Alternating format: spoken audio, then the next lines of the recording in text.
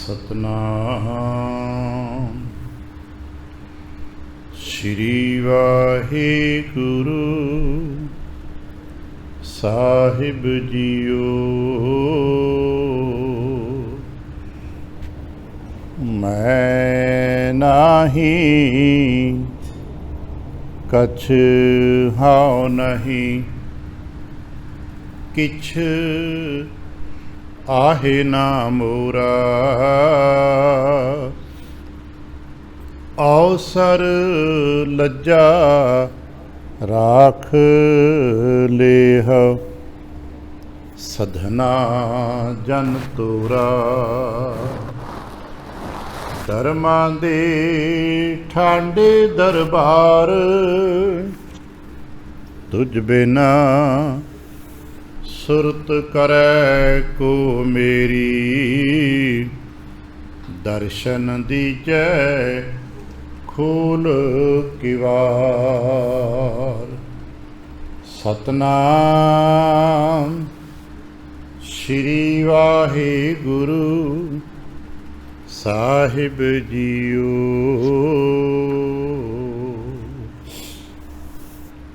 सोरठ महला पंजवा, घर पहला। ते तुके एक ओंकार सत, गुर प्रसाद। किस हाउ जाची किस आराधे, चा सब को कीता होसी। जो जो दिसै वड्डा वडेरा, सो सो खाकू रलसी। किस हाउ जाची किस आराधे, जा सब को कीता होसी। जो जो दिसै वड्डा वडेरा, सो सो खाकू रलसी। निरभाओ निरंकार भावखंडन, सब सुख नव निध देसी। हर जियो तेरी दाती राजा, मानस बपुड़ा क्या सलाही। क्या तिसका मोहताजा, रहाओ जिन हर ध्याया। सब किश तिसका, तिसकी भूख गवाई। ऐसा धन दिया सुख दातै, निखुट न कभी जाई। आनंद भया सुख सहज समाणे, सतगुर मेल मिलाई। मन नाम जप नाम आराध, अन दिन नाम वखाणी। उपदेश सुन साध संतन का, सब चूकी कान जमाणी। जिनको कृपाल हुआ प्रभ मेरा, से लागे गुर की बाणी। कीमत कौन करै प्रभ तेरी, तू सर्ब जियां दयाला। सब किछ कीता तेरा वरतै, क्या हम बाल गोपाला। राख लेहो नानक जन तुमरा, ज्यों पिता पूत कृपाला। सब किछ कीता तेरा वर्तै क्या हम बाल गोपाला। राख लेहो नानक जन तुम्हारा ज्यों पिता पूत किरपाला। वाहिगुरु जी का खालसा वाहिगुरु जी की फतेह। सतगुरु पातशाह साहब जी दे पावन दरबार दीयां हाज़रियां भरदियां गुरु पातशाह साहब जी दे अपने ही निज पावन स्वरूप शब्द नाल चित ला के जद आप सावधान ते एकाग्रचित होए जुड़ मिल बैठे हो, पातशाह गुरुदेव जी दियां बेअंत महरहमतां ते वडियाइयां जो सत संगत विच सदा वरतदियां ने, आप उन्हां दे सांझी ते धारणी होए हो। किरपालता करना, अपने निर्मल हिरदे चों अरदास करना जो गुरु पातशाह साहब जी रहमत करन। पावन शब्द दी विचार बोलण दा धाण ਅਤੇ विचार दा प्रवाह बख्श। एक बार आसीस दिंदियां ਅੰਮ੍ਰਿਤ दृष्टि पा के जपना जी सतनाम श्री वाहिगुरू। गरीब निवास घट घट के वासी श्री अकाल पुरख वाहिगुरू जी का कोटान कोट शुकराना जो सच्चे पातशाह साहब जी ने किरपा की संपूर्ण रैन अपने प्यार ते भाणे विच बतीत कराई है। अमृत वेले दी जाग बख्शिश कीती ते इस वक्त अपने ही पावन दरबार की हाज़री भरन दा सुभाग बख्शिया। हर रोज़ की तरह अज भी श्री मुखवाक प्राप्त हुए ते महाराज ने अज फिर सानू मुड़ के एक गल विशेष तौर पर कि सब जग जिन्हें वो पाया पाई करण कारण समरथ जियो पिंड जिन साजिया भाई देकर अपनी बात किन कही है किन देखे भाई करता एक अकत। महाराज फिर असीं की करिए, कहने लगे गुरु गोबिंद सलाही है जिसते जापै तत्। असां दा एक करतब है गुरु गोबिंद सलाही है। एक गल चेता रखिए, करता पुरख वाहिगुरू जी की ब्रह्मंडी रचना दे विच भावें कोई बहुत वड्डी हस्ती है ते भावें कोई बहुत छोटी जी हस्ती है, हर एक का कोई ना कोई करतब तो जरूर होएगा ना। ऐसा तो है ही नहीं कि बिना किसी मकसद तो बिना किसी धर्म तो किसी जी नूं बना दिता जाता है, किसी हस्ती नूं बना दिता जाता है।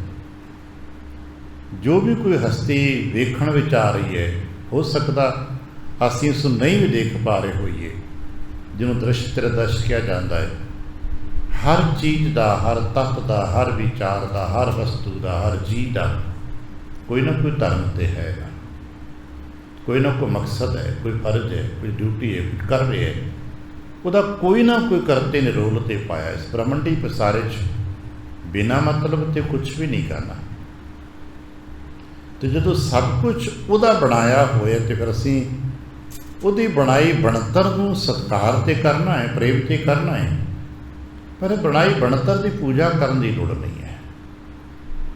बस यही एक बारीक जिहा संकल्प है जो गुरमत का संकल्प है। इसे करके पातशाह साहब जी ने सानू किसी भी दिसदे हुए आकार की पूजा विच नहीं लाया, किसी भी अणदिसते विचार की पूजा विच भी नहीं लाया। जिवें कोई देवी देवता है जी असी नहीं देखा तो भी लोग पूजी जा रहे हैं, नहीं। महाराज कहने लगे इसकी पूजा मत करो, क्योंकि ये करता पुरख की बनाई शय है, तो जो देखी जा सकती है उसका विनाश पक्का जी। अज भी लड़ीवार विचार में भी यही गल्लां आरंभ होंदियां। पंचम पातशाह धन धन सतगुरु गुरु अर्जन देव महाराज जी के अमृतमय बचन जो राग सोरठ विच अंक 608 ते सुशोभित ने। इतों अज पंचम पातशाह साहब जी विस्तृत विचार खुलासा आरंभ करते हैं। अगां देखांगे राग सूरत विच पंचम पातशाह साहब बहुत खुले बचन ने। वो अलग अलग घर बदलते जाएंगे। अलग अलग घर बदलने का मतलब अवस्थावां बदलदियां जाणगियां। उन्होंने निक्के निक्के संकल्प जिस अजकल आप सबजैक्ट कहते हैं उन्हें बदलते जाएंगे। पर फिर वेखांगे कि चेन एक लड़ी है। अज इतों गल आरंभ होती है, लंबेरा समा लगेगा। महाराज पंचम पातशाह साहब जी के इन राग सुरत के बचनों नूं वाचदियां विचारदियां पर सारिਆਂ ਵਿੱਚ एक लड़ी मिलेगी। तो अज गल इत्थों करते हैं किस हां जाची किस आराधी जां सब को कीता होसी। सबको सब कुछ जो कुछ भी ब्रह्मंडी पसारे विच है सबको सारा तो कीता होसी ना। उस करते दा कीता होया है ना, उहदा कीता होएगा। तो जदों सारा कुछ करता पुरख वाहिगुरू जी का ही कीता होए तो फिर मैं किहदे को मंगा, मैं किहदे कोई आराधना करा, ये सोचना पएगा। साडे आले दुआले के लोग जिहड़े अलग अलग मत मतांतरां करके जाने जाते हैं वो अलग अलग तरीकों के नाल इन्हां ही जो करता पुरख की बनतरां ने उहदियां दियां आराधनावां करते हैं। कोई पौन की पूजा करता होएगा, कोई पानी की पूजा करता होएगा, कोई अग्नि की पूजा करता होएगा, कोई होर मिट्टी दी तत्त दी। बहुत लोगों ने अपने अपने पूजा पाठ के सिलसिले बना रखे ने। गुरु नानक पातशाह साहब जी कहते नहीं असी किसी की इनकी पूजा नहीं करते, पर इन्हों सत्कार करना बनेगा क्योंकि मेरे मालिक का करता पुरख की बनाई हुई रचना है। इस करके गल इत्थों आरंभ कर राग सोरठ महला पंजवां घर पहला। घर पहला का मतलब है आरंभक दौर, पहले पड़ाव तो। घर की यह व्याख्या करद्या करद्या साडे विद्वान कहते हैं संगीत दे नाल इहदा संबंध है। सियाणे कहते हैं संगीत नाल संबंध होएगा। संगीतकार अपने तरीके दे नाल घरां दी व्याख्यावां कर रहे हैं। जिहड़े दार्शनिक पक्ष दे विद्वान ने वो एक एक शब्द विच कितने विचार महाराज ने दिते ने, उन्हां दे राही घर की व्याख्या किन्नियां गल्लां महाराज ने कहीआं ने एक तुक विच जां एक शब्द विच उहदे मुताबिक घर नूं परखण दा यतन कर रहे हैं। असीं मनदे हां कि महाराज ने अवस्थावां दा परिवर्तन दिता है क्योंकि मनुख की अवस्था हर वक्त बदलती रही है। इसे नूं घर भी कहिंदे ने। आपां कदे कदे आम घरां विच अपने बोल चाल विच जदों गुरु महाराज जी की बाबत साखियां सुनते पढ़ते हैं तो वडेरियां दे बोल कई बार सुने ना, महाराज मेहर दे घर विच आए, मेहर दे घर विच किरपा दे घर विच आए। जे महाराज की मेहर दा किरपा दा घर है तो इहदा मतलब फिर दूजे घर भी होणगे, करुणा दा घर भी होएगा, तो फिर क्रोध दा घर भी होएगा, लोभ दा घर भी होएगा। ये सारे दे घर ने, जिन्ने संसार दे तत्त पक्ष ने सारिਆਂ ਦੀ अपनी अपनी अवस्था है। साडा मानसिक मंडल बहुत सूक्ष्म है। असी एक वक्त के घर विच होने आ, अगले पल दूजे घर प्रवेश कर जाने। इसनूं असी दर्शन विच समझदे हुंदे आ जिवें मनुख दे कई मकान विच कई कमरे हुंदे ने। तो कदे स्टडी रूम च बैठा हुंदा बंदा, कदे रसोई घर च खलोता है, कदे ड्राइंग रूम च बैठ के किते मित्रां नाल गलबात करदा पिया, किते अपने बैडरूम जाके नींद की अवस्था माणदा पिया। हुण इक्के बंदे दा वेखण नूं ते घर इक्को ही है, पर वो इक्को बंदा वख-वख थावां ते वख-वख समयां च मौजूद मिलदा है। ते जिस थां ते हुंदा है उत्थे उहदी ड्यूटी, उहदा करतब, उहदा रोल अलग हुंदा है। वो अगर रसोई घर च खड़ा है तो हुण भोजन की गल करेगा, अगर वो अपने ड्राइंग रूम च बैठा है तो अपने सज्जना मित्रों नाल गल करेगा, स्टडी रूम च तो अध्ययन करेगा, तो फिर बैडरूम च सोएगा जाके। ऐसा तो इन्ना कि स्टडी रूम च सोएगा तो बैडरूम च पढ़ेगा। बेशक लोग करते होणगे पर विधिवत नहीं है ना, फिर सियाणे की दृष्टि ने गलत है। इसी तरह असी किसी समय क्रोध विच होने आ, किसी समय मोह विच होने आ, किसी समय हंकार के दौरे च होने, किसी प्रेम। वही व्यक्ति जो कदे बड़े हंकार दी गल्लां करदा हुंदा है, उही व्यक्ति दूजे पल बड़ी विनम्रता दी गल्लां कर रहा हुंदा है। किसी दूसरे के सामने बड़े विनम्र होके मिठा होके हाथ जोड़ के खड़ा हुंदा है, ते किसी दूजे के सामने सीना ताड़ के हंकार नाल चौड़ा होके खलोता है। ये सारे मनुख दीयां अवस्थावां ने और इन्हां नूं समझना नामुमकिन तो नहीं है, लेकिन कठिन थोड़ा जिहा जरूर। उन्हां विच ही घर ने, साडे घर बदलते हैं, अवस्थावां बदलदियां ने, हौली हौली असीं उच्चा उठते जावांगे। क्योंकि गुरु नानक पातशाह साहब जी का संकल्प है, सब तो पहली गल इतों करते हैं करता पुरख की आराधना की। भाई असीं सब तो पहला करता पुरख वाहिगुरू जी नमस्कार करते हैं, उत्थों ही सब कुछ सानूं मिलना। वो है एक ओंकार सत। इतों साडी गल आरंभ होती। एक ओंकार सत, भाई एक ओंकार वाहिगुरू है। एक ओंकार ही है जो है ना, जिन्हों आपां वाहिगुरू कहने आ, वही सत है। एक ओंकार ही सत है। तो सत मिलेगा किवें? ये गुरु की कृपा दे नाल मिलेगा। आपां चलंत पढ़ जाने एक ओंकार सत गुर प्रसाद। भाई एक ओंकार सत है तो गुरु की कृपा दे नाल प्राप्त होएगा।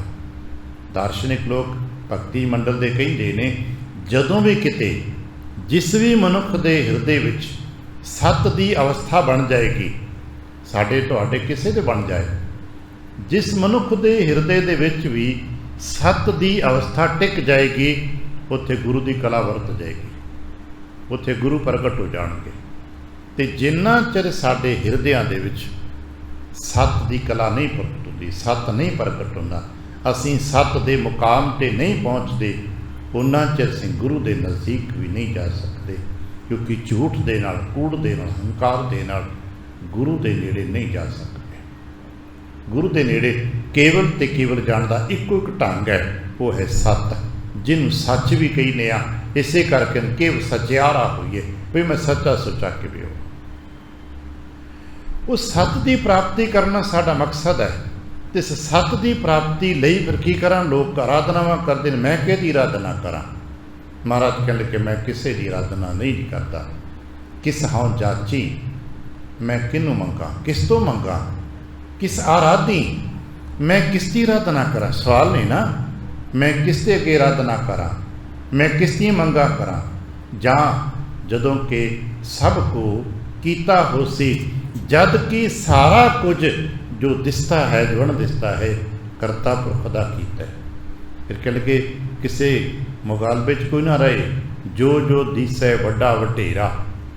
आज जो वड्डे वड्डे लोग जे ने, बहुत वड्डे वड्डे होणगे रुतबे, उन्होंने वड्डियां वड्डियां अवस्थावां होणगियां, राजगर्दियां दे वड्डे मुकामां ते होणगे, धर्म खेतर दे वड्डे वड्डे अहुदियां ते पदवियां ते होणगे, ताकतां ते वरतों वरतारे विच होणगे, पर एक चेताकना सो सो खाकू रलसी। भावें कोई किन्ना भी वड्डा बन के क्यों नहीं बैठा, आखिर ते उन्हें खाक दे विच मिल जाना है। इसे करके बाबा फरीद साहब का बचन असीं पढ़ते उन्हें, फरीदा खाक ना निंदी है, खाकू जेड़ ना कोई, जीवंदियां पैरां तले मोया ऊपर होए। दुनिया की हर शै, भावें साडे च कितना वड्डा कोई राजा क्यों ना होवे, कितना वड्डा ज्ञानी क्यों ना होवे, अखीर ते खाक च मिल जाना है ना। सियाणे कहिंदे ने कि शरीरक तौर ते खाक विच मिलण तो पहला अपने आप नूं करता पुरख दे शब्द चरणा च मिला लै। जे तू शब्द चरणा च अपने आप नूं नहीं मिला पाया तो खाक च मिल गया, तो तेरी धूर खाक खे उड़ जाएगी। पंजाबी महाराज भी कहते हैं, मैं केवल मुहावरा ही नहीं कहता, महाराज कहते हैं जिन्नी नाम विसारिया से होत देखे खे। वो खे मिट्टी चुटते देखे ने जिहड़े परमात्मा के नाम नूं भुल जाते हैं। इस करके भलिया खे मिट्टी बनन तो पहला शरीर तेरा खाक बने, उस तो पहला तू परमात्मा के चरणों च समा जा। फिर की करिए? कह लगे निर्भव निरंकार भाव खंडन। एक चेता रखना, आराधना करनी है तो निर्भव निरंकार की करना। असी पाठ करते करते कई बार आपने पढ़ना, निर्भव जपै सगल भाव मिटै। जपना है तो निर्भव न जपना। तो निर्भव की है? ਨਿਰਭਉ ਸਤ ਹੈ। ਨਿਰੰਕਾਰ ਕੀ ਹੈ? ਸਤ ਹੈ। ਨਿਰਵੈਰ ਕੀ ਹੈ? ਸਤ ਹੈ। ਜਦੋਂ ਅਸੀਂ ਮੂਲ ਮੰਤਰ ਦੇ ਜਿਤਨੇ ਵੀ ਅੱਗੇ ਸ਼ਬਦ ਮਿਲਣਗੇ, ਜਿਵੇਂ ਅਸੀਂ ਪੜ੍ਹਦੇ ਹਾਂ, ਸਤ ਤੋਂ ਨਾਮ, ਕਰਤਾ ਪੁਰਖ, ਨਿਰਭਉ, ਨਿਰਵੈਰ, ਅਕਾਲ ਮੂਰਤ, ਅਜੂਨੀ, ਸੈਭੰ, ਇਹ ਸਾਰੇ ਸਤ ਨੇ।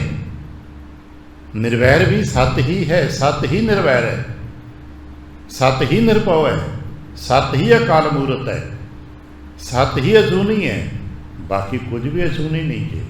ਤੇ ਇਹ ਸਤ ਗੁਰੂ ਦੀ ਕਿਰਪਾ ਦੇ ਨਾਲ ਮਿਲਦਾ ਜੇ। ਇਸੇ ਕਰਕੇ ਮੂਲ ਮੰਤਰ ਦਾ ਹੀ ਸੰਕਲਪ ਇੱਕ ਓੰਕਾਰ ਸਤ ਗੁਰਪ੍ਰਸਾਦ ਦੇ ਰੂਪ ਪ੍ਰਗਟ ਕੀਤਾ ਗਿਆ। ਇਸ ਨੂੰ ਅਸੀਂ ਮੂਲ ਮੰਤਰ ਦਾ ਸਭ ਤੋਂ ਸੰਖਿਪਤ ਸਰੂਪ ਕਹਿੰਦੇ ਹਾਂ। ਉਹ ਨਿਰੰਕਾਰ ਹੈ, ਨਿਰਭਉ, ਨਿਰੰਕਾਰ, ਭਵਖੰਡਨ। ਭਵਖੰਡਨ ਕਹੀਏ ਜਿਸ ਅਸੀਂ ਸੰਸਾਰ ਦੇ ਜਿਤਨੇ ਵੀ ਜੀਅ ਮਾਤਲੋਕ ਤੇ ਕਿਸੇ ਵੀ ਰੂਪ 'ਚ ਆਏ ਹਾਂ, ਇਹਨੂੰ ਭਾਵ ਕਹਿੰਦੇ ਨੇ ਜਨਮ। ਮਾਤਲੋਕ ਤੇ ਜਿਤਨੇ ਵੀ ਜੀਅ ਆਏ, ਕਿਸੇ ਨੇ ਕਿਸੇ ਸਰੂਪ 'ਚ ਸਾਨੂੰ ਜਨਮ ਮਿਲਿਆ, ਤੇ ਜਨਮ ਤੋਂ ਨਾਲ ਆਰੰਭ ਹੁੰਦੀ ਮੌਤ। ਇਸੇ ਕਰਕੇ ਇਸ ਨੂੰ ਮ੍ਰਿਤਿੂ ਲੋਕ ਕਿਹਾ ਜਾਂਦਾ ਹੈ, ਕਿਉਂਕਿ ਜਨਮ ਤੇ ਮ੍ਰਿਤਿੂ ਦਾ ਜੋੜਾ ਹੈ, ਤੇ ਜਨਮ ਤੇ ਮੌਤ ਦਾ ਸਿਲਸਿਲਾ 'ਚ ਜੋ ਜਨਮਿਆ ਹੈ ਉਹ ਮਰੇਗਾ। ਇਸੇ ਕਰਕੇ ਇਸ ਦੇਸ਼ ਦਾ ਨਾਮ ਮ੍ਰਿਤਿੂ ਲੋਕ ਹੈ, ਜਿਹਨੂੰ ਆਪਾਂ ਪੰਜਾਬੀ ਵਿੱਚ ਮਾਤ ਲੋਕ ਕਹਿ ਦਿੰਦੇ ਹਾਂ। ਇੱਥੇ ਮਰ ਜਾਣ ਵਾਲਾ ਲੋਕ ਹੈ। ਜੋ ਵੀ ਆਇਆ ਹੈ ਉਹ ਮ੍ਰਿਤਿੂ ਦਾ ਗ੍ਰਾਸ ਬਣੇਗਾ, ਉਹ ਮ੍ਰਿਤਿੂ ਦਾ ਖੁਰਾਕ ਬਣੇਗਾ, ਬਚ ਹੀ ਨਹੀਂ ਸਕਦਾ। ਸਰੀਰਕ ਤੌਰ 'ਤੇ ਕੋਈ ਨਹੀਂ ਬਚ ਸਕਦਾ। ਮੌਤ ਕੋ ਵੱਖਰਾ ਦੇਵਤਾ ਨਹੀਂ ਹੈ। ਇਹਨੂੰ ਇਸੇ ਕਰਕੇ ਦਾਰਸ਼ਨਿਕ ਲੋਕ ਕਾਲ ਕਹਿੰਦੇ ਨੇ। ਸਮੇਂ ਦੇ ਨਾਲ ਆਪਣੇ ਆਪ ਹੀ ਇਸ ਨੇ ਗਲ ਜਾਣਾ, ਮੁੱਕ ਜਾਣਾ, ਸੁੱਕ ਜਾਣਾ। ਆ ਕਿਸੇ ਚੀਜ਼ ਨੂੰ ਕੁਛ ਵੀ ਨਾ ਕੀਤਾ ਜਾਏ, ਸਿਰਫ ਛੱਡ ਦਿੱਤਾ ਜਾਏ। ਇਹ ਠੀਕ ਹੈ ਕਿ ਸਮੇਂ ਦੀ ਆਪਣੀ ਚਾਲ ਹੈ, ਭਾਵੇਂ ਸਦੀਆਂ ਲੱਗ ਜਾਣ ਉਹ ਮਿਟ ਜਾਏਗਾ। ਭਾਵੇਂ ਸਦੀਆਂ ਲੱਗਣ, ਜਿਨ੍ਹਾਂ ਨੇ ਇਸ ਪਾਸੋਂ ਅਧਿਐਨ ਕੀਤੇ ਅੱਜ ਸਾਡੇ ਵਿਗਿਆਨਕ ਕੋਸ਼ਿਸ਼ ਕਰ ਰਹੇ ਨੇ ਇਹਨਾਂ ਚੀਜ਼ਾਂ ਲੱਭਣ ਦੀ, ਅਤੇ ਫਿਰ ਕਰੋੜਾਂ ਸਾਲਾਂ ਦੀ ਕਹਾਣੀਆਂ ਲੈ ਕੇ ਤੁਰ ਪਏ ਨੇ ਵੀ ਕਰੋੜਾਂ ਸਾਲ ਪਹਿਲਾਂ ਇੱਥੇ ਕੁਝ ਹੋਰ ਸੀਗਾ, ਉੱਥੇ ਕੁਝ ਹੋਰ ਸੀਗਾ। ਜਿੱਥੇ ਜਲ ਹੈ ਉੱਥੇ ਕਿਤੇ ਥਲ ਸੀਗਾ, ਜਿੱਥੇ ਅੱਜ ਥਲ ਹੈ ਉੱਥੇ ਕਿਤੇ ਜਲ ਸੀਗਾ। ਅੱਜ ਇਹ ਵਿਗਿਆਨ ਕਹਿਣ ਲੱਗ ਪਿਆ ਜਿੱਥੇ ਸਾਡਾ ਇਹ ਮੁਲਕ ਹੈ ਇੱਥੇ ਕਦੇ ਪਾਣੀ ਸੀਗਾ, ਜਿੱਥੇ ਕਿਤੇ ਪਾਣੀ ਹੁੰਦਾ ਹੋਵੇਗਾ ਸਮੁੰਦਰ ਨੇ, ਉੱਥੇ ਕਿਤੇ ਧਰਤੀਆਂ ਹੋਣਗੀਆਂ। ਅਤੇ ਗੁਰੂ ਨਾਨਕ ਇਹੀ ਤੇ ਕਹਿੰਦੇ, ਜਲ ਤੇ ਥਲ ਕਰ, ਥਲ ਤੇ ਕੂਆ, ਕੂਪ ਤੇ ਮੇਘ ਕਰ। ਇਹ ਵਿਗਿਆਨਕ ਵੀ ਤੇ ਕਹਿ ਰਿਹਾ ਹੈ ਕਿ ਕਰੋੜਾਂ ਸਾਲਾਂ ਦੀ ਬਣਤਰ ਦੇ ਨਾਲ ਐਸਾ ਬਣਦਾ ਹੈ। ਕੁਝ ਚੀਜ਼ਾਂ ਤੇ ਸਾਡੇ ਜਾਚੇ ਆ ਪਿਛਲੇ 50-100 ਸਾਲਾਂ ਵਿੱਚ ਅਸਾਂ ਵੇਖੀਆਂ ਨੇ। ਘੁੱਗ ਵਾਸਤੇ ਸ਼ਹਿਰ ਅੱਜ ਸਮੁੰਦਰ 'ਚ ਗਰਕ ਹੋਏ ਪਏ ਨੇ, ਅਤੇ ਕੁਝ ਉਹ ਟਿਕਾਣੇ ਕਦੇ ਸਮੁੰਦਰਾਂ 'ਚ ਹੁੰਦੇ ਸਨ, ਟਿੱਬਿਆਂ ਦੇ ਰੂਪ 'ਚ ਬਾਹਰ ਆਏ ਪਏ ਨੇ। ਜਿੱਥੇ ਕਦੇ ਦਰਿਆ ਵਗਦੇ ਸਨ ਉੱਥੇ ਰੇਤਾ ਦੇ ਟਿੱਲੇ ਨੇ, ਅਤੇ ਜਿੱਥੇ ਕਦੇ ਘੁੱਗ ਵਾਸਤੇ ਸ਼ਹਿਰ ਸਨ ਉੱਥੇ ਦਰਿਆ ਵਗਦੇ ਪਏ ਨੇ। ਆ ਵੱਡੇ ਵੱਡੇ ਕੁਝ ਦਰਿਆ ਨੇ ਜੋ ਹਰ ਸਾਲ 2-4 ਮੀਲ ਆਪਣਾ ਇਲਾਕਾ ਕੱਟ ਜਾਂਦੇ ਨੇ, ਪਾਸਾ ਬਦਲ ਦਿੰਦੇ ਨੇ, ਅਤੇ ਵੇਖਦਿਆਂ ਵੇਖਦਿਆਂ ਸਾਡਿਆਂ ਵੇਖੇ ਗਏ ਨੇ।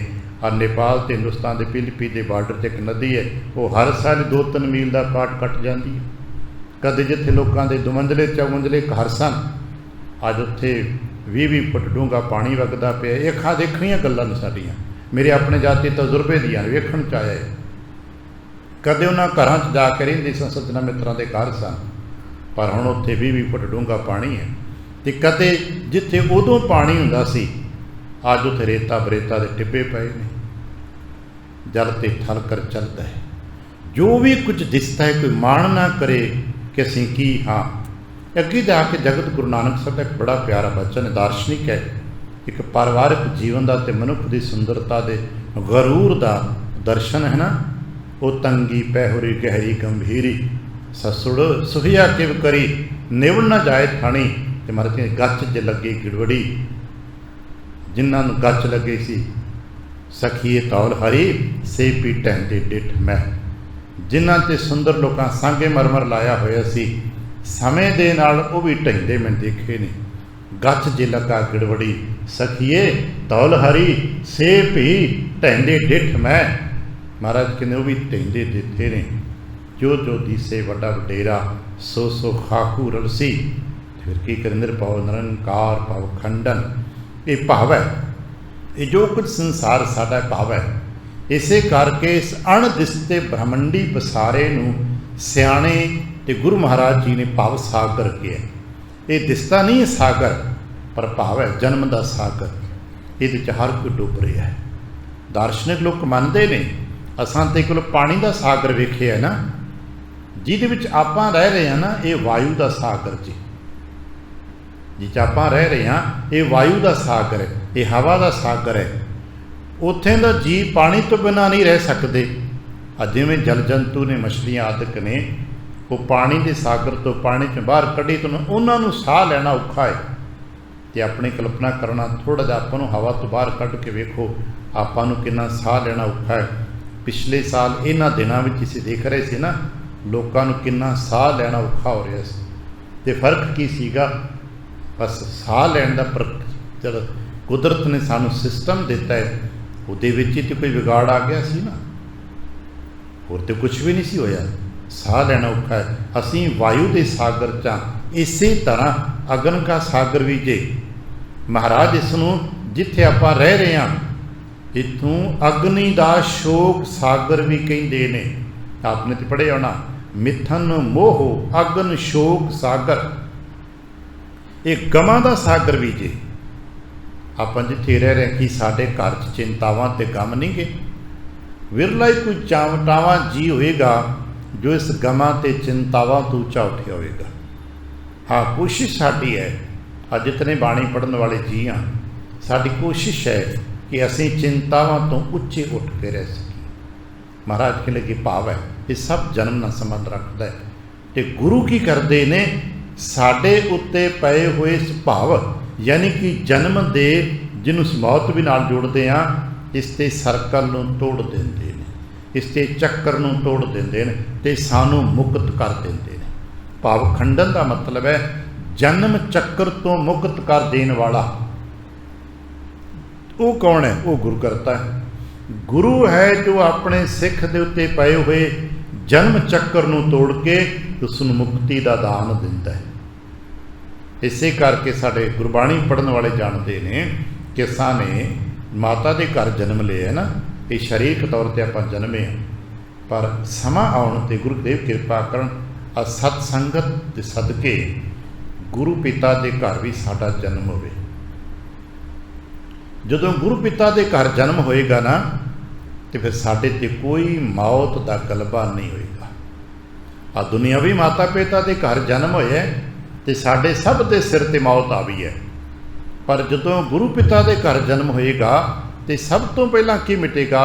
गमन, जाना मिट जाएगा। क्योंकि मातलोक के ज्ञानी कहते हैं जिहड़ा आया उन्हें जाना है भाई, जिहड़ा आया उन्हें जाना है। आप इदां दे सुनते रोज़ भाई आए हाँ जाना ही है, जाना ही पैना है, चला गया गमन कर गया। पर सतगुर कै जन्म है, किते पाठ करदे तो ठहर के पढ़ना, सतगुर कै जन्म है। सतगुरु के घर जन्म हो गया तो फिर की मिटेगा? गवन मिटाया। सतगुरु के घर जन्म हो गया तो फिर थोड़ा गमन, जाना मिट जाएगा, फिर किते जाना नहीं होगा। अटल घर मिल जाएगा, टिकाऊ घर मिल जाएगा। ये गुरु करते हैं। असां गुरु के संगत विच रह के अपने आप को स्थापित करना है। अपने आप को जितों तक साडा ड्यूटी है, साडा धर्म है, असां अपने आप को गुरु शब्द के दायरे च रखना है, जिसनों साडे वडेरे कहते हैं गुरु की शरण प्राप्त कर लो। तो उस शरण विच रहण दी मर्यादा है, जिन्हों आप रहत मर्यादा कहने ना, वो रहत मर्यादा कोई वखरा पहाड़ नहीं गा। गुरु की शरण विच रहण दी एक जुगत है, बस होर कुछ भी नहीं गा। जिवें गर्मी तो बचना है तो छां विच रहना पैना है, तो छां का एक अपना नियम है कि जितना भी वह दायरा वो रहोगे गर्मी तो बचे रहोगे। तो जो दायरे तो बाहर चले जाओगे, हुण आने वाले समय बेअंत गर्मी होंदी है। दोपहरे असीं रुख के कोल खड़े हाँ, रुख के फुल पत्तियां की कैटागरी क्वालिटी जानते हैं, फल ते फुल गिण सकते हैं, पर जे असीं उसके कुदरती दायरे तो बाहर खड़े हाँ, असीं फल खा सकते हैं पर छां नहीं माणांगे। छां मानण वास्ते सानूं दे हेठां आउणा पैना, जोदा कुदरती रुख का दायरा बनिया उहदे हेठां आउणा पैना। उहदे हेठां आ गए तो जितना मर्जी सूरज तपे पिया फिर साडे ते छां रहेगी। तो जे असीं कोल खलोते फिलासफी पढ़ते गए, छां की व्याख्या करते गए, धुप की व्याख्या करते गए, तो ठीक है धुप्पे खड़े हाँ, असीं धुप की व्याख्या कर सकते हैं, छां की व्याख्या कर सकते हैं, ठंडक की व्याख्या करते हैं लोग। किनारे खड़े व्याख्या कर रहे हैं गुरु के बारे, रब के बारे, मनुख के बारे, दुखों के बारे, सुखों के बारे बड़ियां चर्चावां ने, लोग गाहे बगाहे बहुत कर रहे हैं, पर फिर भी दुखी ने। पता क्यों? वो सियाणे ने, चर्चा करते हैं, पर शरण विच नहीं आउंदे। ते जदों तक शरण विच नहीं आवांगे उदों तक सानूं सुख नहीं मिलेगा। शरण विच आ गए तो गुरु साहब का एक वादा है जो साडे वडेरे शब्द पढ़ते हुंदे सी, गुरुदेव किरपा करन असीं पढ़िया करिए, ताती वाव न लग गई पार ब्रह्म शरणाई, चौगिरद हमारे राम कार दुख लगे न भाई। ये सियाणे बजुर्गों को चाहिए अपने निक्के निक्के बालकों गोद में लैके खिडाते हो ना, उदों शब्द पढ़िया करो। मैं अखीं देखिए बजुर्गों निक्के निक्के बालकों किसी प्रकार दी तकलीफां परेशानियां होंदियां, सियाणे बजुर्ग गोद झोली च पा लेंदे, संध्या दे वेले सवेर दे वेले बैठे बाणी पढ़ते रहना। उसकी तासीर ना जो ओरा बनता है ना, उदन बालकों का मन शांत होंदा है, स्थिरता प्राप्त होती है। यही संस्कार साडे बच्चों च हौली हौली प्रवेश करते हैं। गुरु किरपा करन सी ऐसा कर सकीए। ये जिम्मेदारी किहदी है? ये वडेरियां दी है, जिहड़े अज उस शब्द ना असीं दादे नाने के मुकाम ते पहुँचे ने, ये उन्हां दी जिम्मेदारी है कि अपने बच्चे को ये संस्कार देवन। और संस्कार को वस्तु नहीं गी कि असीं पकड़ा देंगे, नहीं, ये करना पैना सा। ये झोलियां च लैके गोद विच लैके बच्चों को दुनिया भर के गाने ते भंगड़े सिखाते हो ना, उदों निक्के जे बालके गोद विच लैके गुरु का शब्द दे कन्नां च पढ़ाउंदे रहो, पढ़ते रहो, आटोमैटिकली उहदे चेतन च, उहदे जेहन च ये गल्लां वस जांदियां। फिर की करिए? महाराज कहंदे काम कर सकते हैं इक्को ही, हर जीओ तेरी दाती राजा। हे सच्चे पातशाह, मैनूं एक गल समझ आई है, आप दी बाणी पढ़दियां, आप दी संगतां करदियां, आप दे वडेरे गुरमुखां दी संगत करदियां एक गल समझ आई, सानू सब नू इस पड़ाव ते पहुँचना पैना है। आ जितने भी गुरबाणी पढ़न वाले हैं ना, असीं पूजन मत आइए, समझन आइए, गुरु नू सुनन आइए, गुरु नू सुनिए ते गुरु नू समझिए। पढ़ते ना, जिन्नी सुन के मनिया, सुनिए ते मनीए। समझ की आया, सानू की आया पता नहीं, असीं अपना अपना दसांगे, पर गुरु महाराज दसते हैं सानू कि सानू समझ की आना चाहिए। वो साडे वास्ते एक प्लेटफार्म निर्धारित कर देंदे ने भी आ देखो, समझ दा प्लेटफार्म जे तुसीं सारे इत्थे पहुँचो, असीं सारे इत्थे पहुँच जाइए। जित जाके कहते महाराज मैनू एक गल समझ आई है। तो पुछणगे ना की समझ आए? तेरी दाती राजा, महाराज तेरे दित्तियां ही रजिया जांदा जी, तेरी दात तो बिना कोई रजिया नहीं अज तक।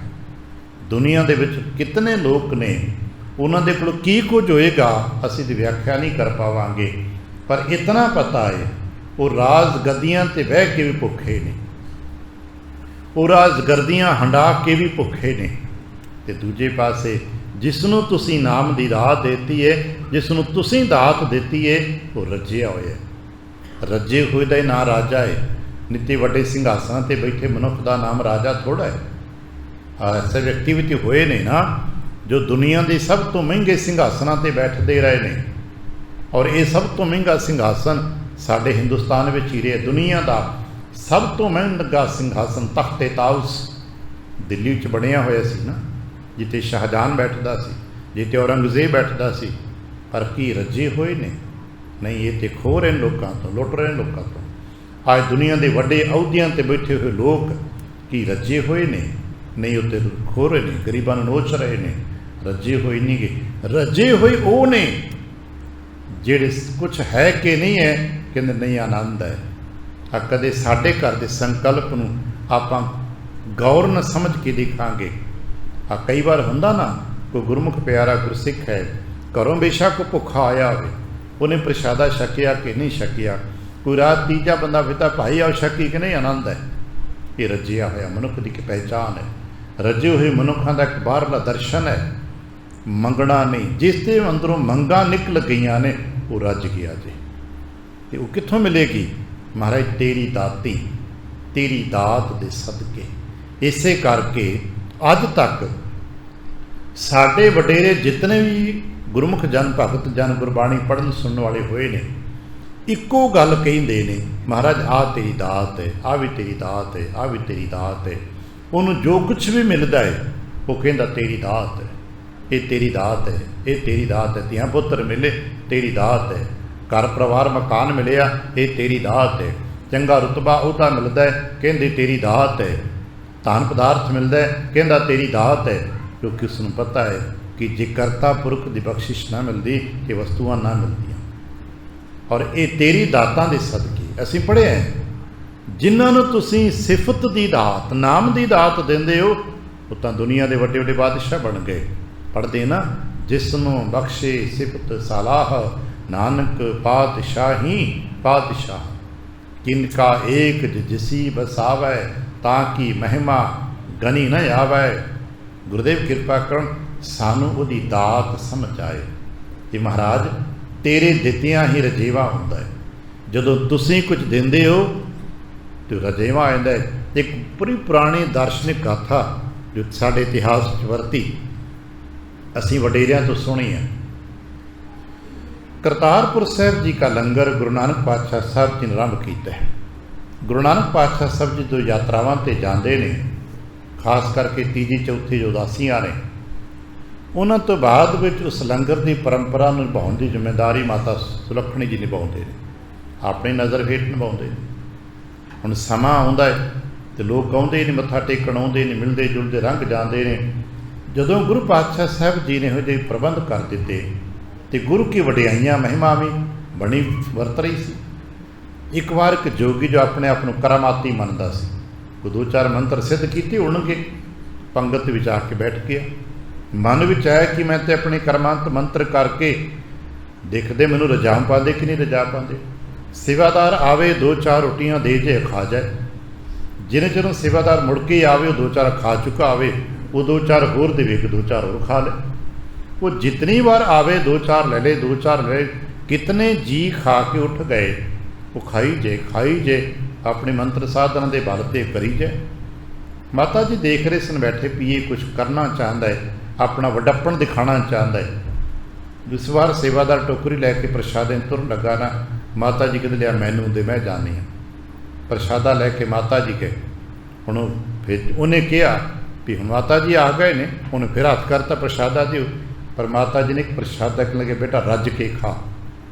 ਬਸ ਇੱਕ ਪ੍ਰਸ਼ਾਦਾ ਲੈ ਲਿਆ, ਪਰ ਉਹ ਖਾਧਾ ਨਹੀਂ ਗਿਆ। ਢਹਿ ਕੇ ਚਰਨੀ ਪੈ ਕੇ, ਮਾਤਾ ਮੈਂ ਸਮਝਦਾ ਸਾਂ ਕਿ ਮੈਂ ਜਾਦੂ ਮੰਤਰਾਂ ਕਰਕੇ, ਆਪਣੀ ਰੀਤੀਆਂ ਸਿੱਧੀਆਂ ਕਰਕੇ ਸ਼ਾਇਦ ਤੁਹਾਡੇ ਪੱਕੇ ਪ੍ਰਸ਼ਾਦੇ ਮੁਕਾ ਦਿਆਂਗਾ, ਪਰ ਮੈਨੂੰ ਕੀ ਪਤਾ ਸੀ ਕਿ ਗੁਰੂ ਨਾਨਕ ਦੀ ਕਲਾਗਰ ਤੁਹਾਡੇ ਤੁਸੀਂ ਉੱਠ ਕੇ ਆ ਗਏ ਹੋ, ਇਹਦੇ ਨਾਲ ਹੀ ਮੇਰੀ ਤ੍ਰਿਪਤੀ ਰਜੇਵਾਂ ਹੋ ਗਿਆ। ਯਾਦ ਰੱਖਣਾ, ਸਾਡੇ ਮਨ ਦੀਆਂ ਭੁੱਖਾਂ ਕਦੇ ਮਿਟਦੀਆਂ ਨਹੀਂ ਗਿਆ। ਅਸੀਂ ਸੋਚਦੇ ਹਾਂ ਕਿ ਸ਼ਾਇਦ ਸਾਨੂੰ ਆਹ ਮਿਲਦੇ, ਪਰ ਸ਼ਾਇਦ ਇੱਥੇ ਮਿਲਣਾ ਕੁਛ ਨਹੀਂ। ਦਾਰਸ਼ਨਿਕ ਪੱਖੋਂ ਅੱਗੇ ਜਾ ਕੇ ਕਬੀਰ ਤੱਕ ਵਚਨ ਹੈ, ਅਸੀਂ ਜਿੱਥੇ ਹੱਥ ਪੈਰ ਮਾਰਦੇ ਨਾ ਵੀ ਸ਼ਾਇਦ ਇੱਥੋਂ, ਜਿਵੇਂ ਘਰ ਪਰਿਵਾਰ ਦੇ ਧੀਆਂ ਪੁੱਤਰਾਂ ਤੋਂ, ਥੋੜ੍ਹਾ ਬਹੁਤਾ ਧਨ ਤੋਂ, ਰੁਤਬਿਆਂ ਤੋਂ, ਪ੍ਰਤਿਸ਼ਠਾ ਤੋਂ ਇੱਥੇ ਮੈਨੂੰ ਸੰਤੁਸ਼ਟੀ ਮਿਲੇਗੀ, ਇੱਥੇ ਸੰਤੁਸ਼ਟੀ ਮਿਲੇਗੀ, ਮਿਲਣਾ ਕੁਝ ਨਹੀਂ ਇੱਥੇ। ਜਿਹਨੂੰ ਦਾਰਸ਼ਨਿਕ ਪੱਖਾਂ 'ਚ ਕੀ ਹੈ, ਪੋਖਰ ਢੂੰਡ ਤੇ ਭਲੋ ਨਾ ਕਹਿਬੋ ਕੋਈ। ਜਿਵੇਂ ਮੋਤੀਆਂ ਦੀ ਤਲਾਸ਼ ਵਿੱਚ ਨਿਕਲੇ ਹੋ ਤੇ ਕਿਸੇ ਤੋਂ ਪੁੱਛਿਆ ਮੋਤੀ ਕਿੱਥੇ ਮਿਲਦੇ ਨੇ, ਸਿਆਣਿਆਂ ਕਹਿਤਾ ਪਾਣੀ ਦੀ ਗਹਿਰਾਈ ਵਿੱਚ ਮੋਤੀ ਮਿਲਦੇ ਨੇ। ਤੇ ਅਸੀਂ ਛੱਪੜਾਂ ਤੇ ਟੁੱਬਿਆਂ ਦੇ ਵਿੱਚ ਆ ਕੇ ਹੱਥ ਪੈਰ ਮਾਰੀਏ ਤੇ ਛੱਪੜਾਂ ਤੇ ਟੁੱਬਿਆਂ 'ਚ ਮੋਤੀ ਥੋੜ੍ਹਾ ਮਿਲਣੇ ਆ। ਹਾਂ, ਵਕਤੀ ਤੌਰ 'ਤੇ ਪਾਣੀ ਦੀ ਠੰਡਕ ਮਿਲ ਜਾਏਗੀ, ਵਕਤੀ ਤੌਰ 'ਤੇ ਥੋੜ੍ਹਾ ਜਿਹਾ ਅਹਿਸਾਸ ਲੱਗੇਗਾ ਠੰਡਾ ਹੈ, ਪਰ ਮੋਤੀ ਨਹੀਂ ਮਿਲੇਗਾ। ਮੋਤੀ ਵਾਸਤੇ ਤਾਂ ਸਾਗਰ 'ਚ ਜਾਣਾ ਪਏਗਾ। ਆ ਜਿਤਨੀਆਂ ਸੰਸਾਰ ਦੀਆਂ ਪ੍ਰਾਪਤੀਆਂ ਨੇ, ਇਹ ਪੋਖਰਾਂ ਦੀ ਨਿਆਈ ਨੇ, ਟੋਬਿਆਂ ਦੀ ਨਿਆਈ ਨੇ। ਇੱਥੇ ਵਕਤੀ ਤੌਰ 'ਤੇ ਟਿਕਾਓ ਹੈ। ਮਸਕੀਨ ਸਾਹਿਬ ਕਹਿੰਦੇ ਇਹ ਸਾਰੇ ਚੇਤਨਾ ਦੇ ਵਕਤੀ ਪੜਾਵ ਨੇ। ਕੁਝ ਸਮੇਂ ਲਈ ਚੇਤਨਾ ਰੁਕਦੀ ਹੈ, ਪਰਿਵਾਰ ਬਣ ਗਿਆ, ਚੇਤਨਾ ਰੁਕਿਆ, ਆਨੰਦ ਆ ਕੇ ਟਿਕ ਗਏ। ਆਪਾਂ ਵੀ ਕਹਿੰਦੇ ਨਾ ਬਸ ਥੋੜ੍ਹਾ ਜਿਹਾ ਬੱਚੇ ਪੜ੍ਹ ਜਾਣ ਫਿਰ ਆਪਾਂ ਫਰੀ ਹੋ ਜਾਵਾਂਗੇ। ਫਿਰ ਕਹਿੰਦੇ ਆ ਬੱਚੇ ਨਾ ਹੁਣ ਸੈਟਲ ਹੋ ਜਾਣ, ਡਿਗਰੀਆਂ ਹੋ ਜਾਣ, ਫਿਰ ਆਪਾਂ ਫਰੀ ਹੋ ਜਾਵਾਂਗੇ। ਫਿਰ ਥੋੜ੍ਹਾ ਜੋਬ ਆਦਿਕ ਲੱਗ ਜੇ, ਵਪਾਰ ਸੈਟਲ ਹੋ ਜਾਣ, ਫਿਰ ਫਰੀ ਹੋ ਜਾਵਾਂਗੇ। ਫਿਰ ਵਿਆਹੇ ਜਾਣ, ਫਿਰ ਫਰੀ ਹੋ ਜਾਵਾਂਗੇ। ਕਿਲ ਕੇ ਬਾਅਦ ਸੁਣਨ ਲੱਗਾ ਇੱਕ ਤਾਂ ਬਹਾਲ ਹੋ ਜਾਏ, ਫਿਰ ਅਸੀਂ ਫਰੀ ਹੋ ਜਾਵਾਂਗੇ। ਪਰ ਕੀ ਕਦੇ ਫਰੀ ਹੋਏ ਹੋ? ਕਿਤਨੇ ਕੁ ਜੀ ਨੇ ਜਿਹੜੇ ਇਸ ਤਰ੍ਹਾਂ ਆਪਣੇ ਪਰਿਵਾਰ ਦੇ ਜੀਆਂ ਨੂੰ ਸੈਟਲ ਕਰਕੇ एक दिन कहता बस हुण आपां फ्री आ, कोई काम नहीं।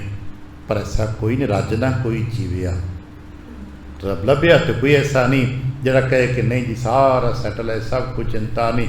हुण आपां नूं किसी अहुदे आदे की किसी प्राप्ति की चिंता नहीं, ना मंग है ना डिमांड है ना लोड़ है। हुण आपां आनंद विच आ, बस बाणी पढ़दे आ, बाणी पढ़ीए, बाणी सुणीए, जितना समा करता देवे आनंद ना जीवीए। किन्ने कू आ आ जिहड़े सीनियर सिटीजन बैठे आ, अपने गिरवान झाक के देखना असी कितने कु जी इस आनंद नूं माण रहे हैं। शायद इक्का दुक्का कोई होवे, ये नहीं कि नहीं है, हैगे ने, बिरले ने, थोड़े ने, पर सच है रजदे कदों ने जदों साहिब रजा देवे। जिन्हां नूं साहिब रजा देंदा फिर रज जाते हैं। सर जीओ तेरी दाती राजा, तेरी दात दे सदके ही रजेवा है। जिन्ना चिर तेरी बख्शिश नहीं हुंदी उन्ना चिर किसी नूं कुछ भी मिल जाए वो भुखे दा भुखा ही रहेगा, वो राज गर्दियां ते बैठ के भुखा रहेगा। इस करके असी की करिए, कहने लगे मानस बपड़ा क्या सालाही। फिर मैं बंदियां दी तारीफां क्यों करा जद इन्हां तो कदे रजेवा मिलना ही नहीं है, ते इन्हां मनुखां दी पूजा क्यों करा, मनुखां दे मगर मगर मैं क्यों तुरे फिरदा है। मानस बपड़ा क्या सालाही, क्या तिसका मोहताजा। फिर मैं इन्हां दी मोहताजगी क्यों करदा फिरदा, फिर इन्हां बंदियां दे अगे हथ जोड़दा क्यों फिरदा। पता है इन्हां दे दित्तियां मैं रजना नहीं है, ना इन्हां दे दित्तियां कदे को रजिया है। हे सच्चे पातशाह तुसीं ही दात दिओ ते तुहाडे दित्तियां ही रजीवा हुंदा है। इसे करके असीं इत्थे दात मंगदे हैं, दान सब तो वड्डा दान मंगते ना। महाराज सानूं सिੱਖੀ दान भी तुसीं दिओ, विवेक दान भी, विसाह दान भी, भरोसा दान भी, सारे दान तुसीं दिओ। ते सब तो वड्डा दान नाम दान है, वो दे दिओ जिन्हां तृप्ति हुंदी है। क्योंकि तृप्त भई सच भोजन खाया, जदों नाम का दान मिलता तो जीवन तृप्ति नाल भर जाता। गुरुदेव कृपा कर असीं तृप्त हो सकीए। असीं हर जीओ तेरी दाती राजा, मानस बपड़ा क्या सलाही, क्या तिसका मुहताजा। गुरुदेव कृपा करन असीं इन्हां अवस्थावां नूं मान सकीए, बख्शिश नूं प्राप्त कर सकीए। भुल चुक दी खिमा आसीस अते प्यार दिंदिआं फतेह बुलावणा जी। वाहिगुरू जी का खालसा, वाहिगुरू जी की फतेह। एक बेनती, एक अनाउंसमेंट आई है।